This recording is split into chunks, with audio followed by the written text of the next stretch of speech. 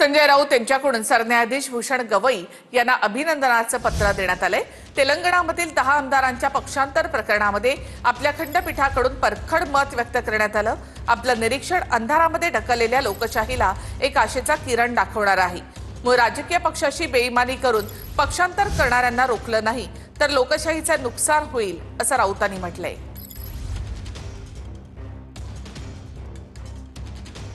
राऊतांच्या या पत्रामध्ये नेमकं काय आहे ते आपण पाहूया।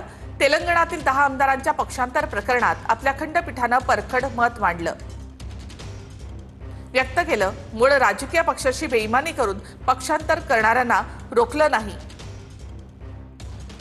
तर लोकशाहीचं नुकसान होईल। विधानसभेचे अध्यक्ष ही राजकीय व्यक्ती असल्यामुळे ते बंडखोर आमदारांच्या अपात्रतेसंदर्भातील प्रक्रिया लांबवतात। हे आपलं निरीक्षण अंधारामध्ये ढकललेल्या लोकशाहीला आशेचे किरण दाखवणारे आहे, त्याबद्दल आपलं अभिनंदन।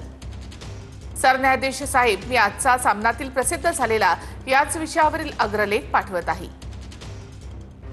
अग्रलेखामधील भावना या महाराष्ट्राच्या नव्हे तर देशाच्या लोकभावना आहेत।